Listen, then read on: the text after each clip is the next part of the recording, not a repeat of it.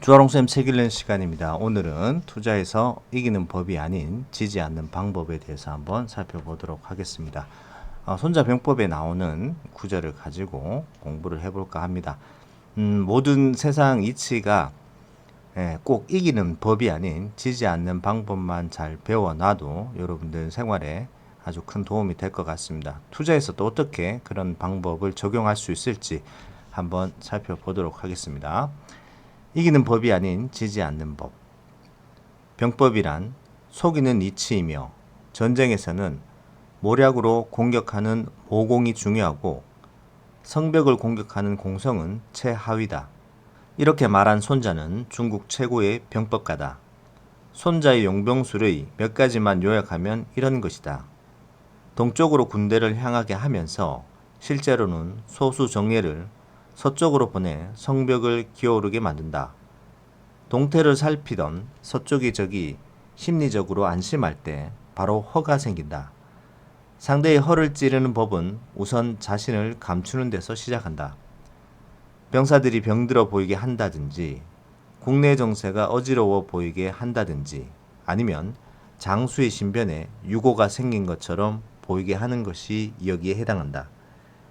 그래서 우리를 살피러 온 적진의 탐색병이 오인하고 잘못된 보고를 올리면 틈이 보인다는 것이다. 적을 속이는 데에는 나를 감추는 것으로 충분하지 않다. 적극적으로 미끼를 던져 유인하고 혼란스럽게 하는 방법도 필요하다. 사신을 보내 화친을 청한다든지 일부러 불리한 곳에 진지를 구축한 것처럼 보이게 하여 적이 선제 공격하기에 유인한 뒤 적 대열의 허리를 끊는 일이 바로 이것이다. 손자의 본래 이름은 손무로 사마천에게 손자란 존칭을 얻었다.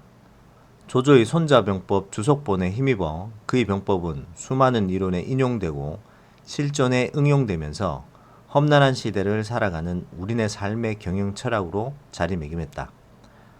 손자병법을 지었을 당시에도 이미 그의 글은 널리 읽혔다. 손자병법 찬졸편에 보면 좋은 군주를 만나지 못했다면 결코 아무 군주 밑에서나 장수가 되지 말라는 말이 있다. 한 나라를 볼 때에는 먼저 그 나라의 군주를 보고 한 가족을 볼 때에는 먼저 그 집의 가장을 본다.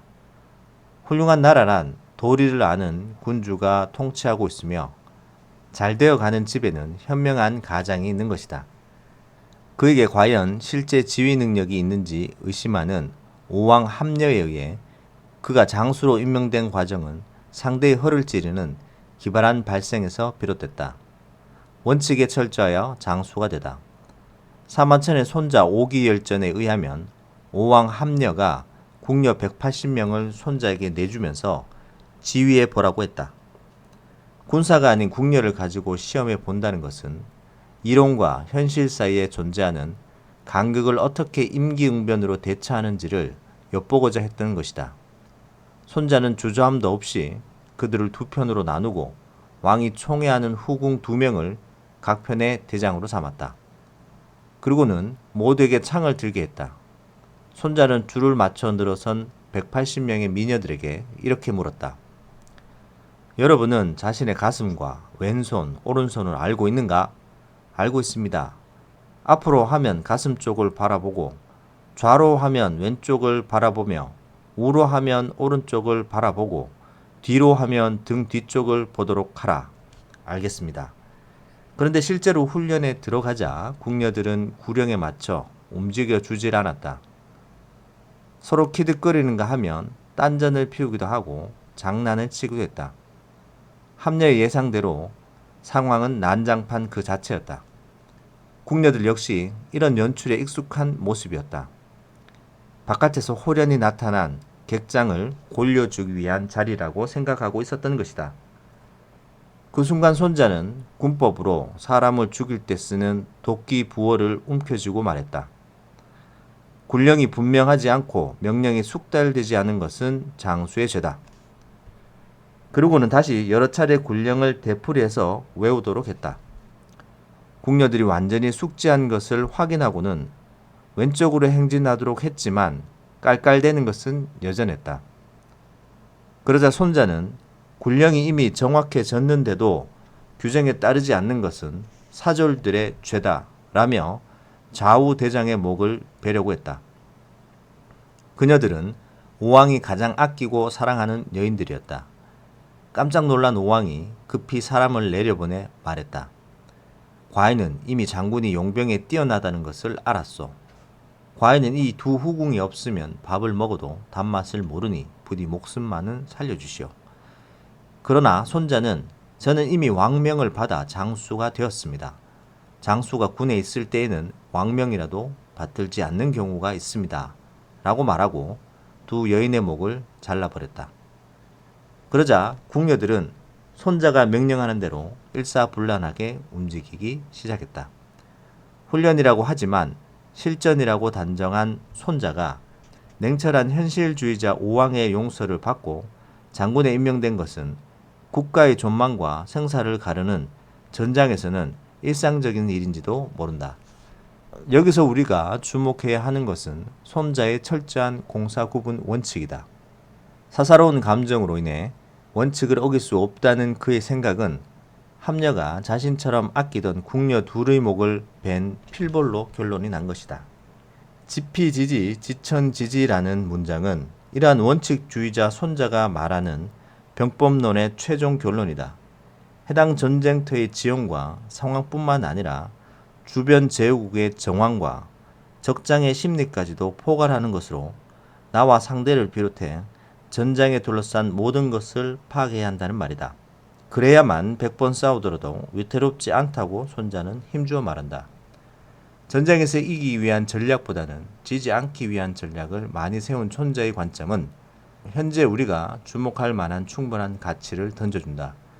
무리한 전쟁보다는 안정을 도모하고 확실한 승기가 잡히기 전에는 절대로 경고망동하지 말라는 메시지는 결국 남의 역량을 파악하는 것 못지않게 자신의 주제를 잘 파악해야 한다는 말로 재해석되면서 손자를 21세기에 거듭나게 했다. 자, 여기까지입니다. 이기는 법이 아닌 지지 않는 법에 대한 어떤 힌트를 손자 병법과 손자의 어떤 일화에서 배울 수 있는 것 같습니다.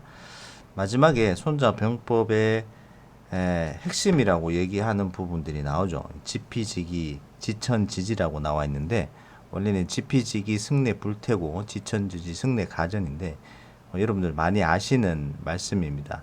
적을 알고 나를 알고 싸우면 위태롭지 않고 하늘을 알고 땅도 알면은 온전하게 이길 수 있다라는 것인데 여기서 말하는 것처럼 모든 어떤 상황에 전쟁터든 그게 일생생활이든 나를 알고 나의 상대방을 알면은 싸워도 위태롭지 않다라는 말이고 그에 더불어서 그 환경까지 땅과 하늘까지 안다라는 것은 그 주변 환경까지 안다면 온전하게 이길 수 있다라고 얘기를 하는데 뭐 하늘과 땅까지 다 알 수야 있겠습니까? 그죠? 그렇지만은 내가 가진 원칙과 나의 어떤 확고한 생각들을 잘 가지고 시장에 맞선다면 주식시장에 맞선다면은 위태롭지 않게 여러분들이 시장에서 살아남을 수 있습니다. 가장 중요한 것은 시장에서 여러 가지 많은 지지 않는 전략도 필요하긴 하지만 결국 남보다는 나 자신에 대해서 잘 파악해야 되는 그런 부분들이 더 큰 것 같습니다. 내가 조금만 흔들려도 시장에서 포기하고 달아나 버리는지 굳건한 의지를 가지고 내가 꾸준히 갖고 갈 수 있는 어떤 상황을 가지고 있고 그런 경험이 있는지를 잘 파악하신다면 험난한 시장에서도 여러 가지 큰 손들의 그 다음에 주변 많은 환경들의 어떤 변화에 그리고 어떤 나의 돈을 뺏어가기 위한 그런 전략에 휩쓸리지 않고 굳건하게 나가실 수 있지 않을까 다시 한번 생각해 보게 됩니다. 병법이라는 게 속이는 남을 속이는 이치이기 때문에 이런 속이는 이치는 일상생활뿐만 아니라 모든 곳에 있기 때문에 여러분들이 여러분 중심을 잘 잡고 여러분들 스스로를 알아야지 이런 것에 휩쓸리지 않고 굳건하게 나아갈 수 있습니다. 오늘도 책 내용 도움 되셨다면 구독, 좋아요 부탁드립니다. 여기까지 하도록 하겠습니다. 감사합니다.